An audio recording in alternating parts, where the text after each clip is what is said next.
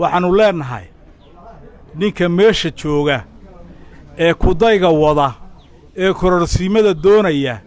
ee ka ambaday dariiqu u mari lahaa waxaanu leenahay sidaa doonta yeel ku odhan mayno waxaadaa maanta yeel ku soco waxaad ka heshana waxba ha naga siin isaga intaas baan leeyahay waxaa kaloo aan ku darayaa 94 dawladdii ka dhalatay halkan markii dalka la soo galay ninkii xoreystay ee cabdiraxmaan axmed cali tuur raggii lahaa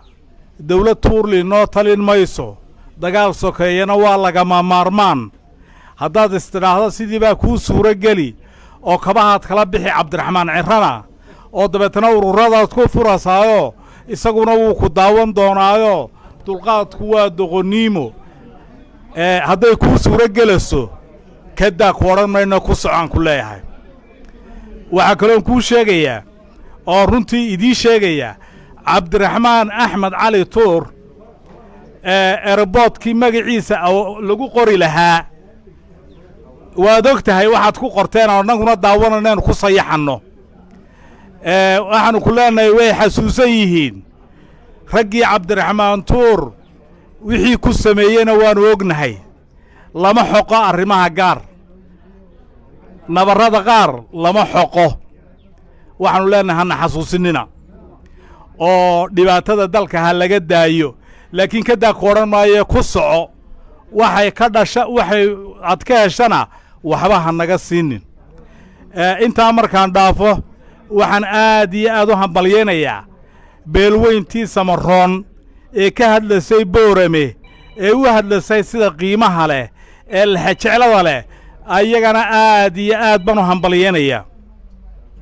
waxaan hambalyaynayaa oo kale dhallinyaradii iyo haweenkii garxajis ee ka hadlayay gobolka togdheer magaalada burco oo ka saaray 4 sannadood ee uu haystay ninka meesha jooga taariikhdaba ka saaray iyagana waxaan leeyahay magaciin ha jiro sharaf baa leediine ciis iyo sharaf baa diin rajaynayaa baan leeyahay iyagana waxaa kaloon hambalyaynayaa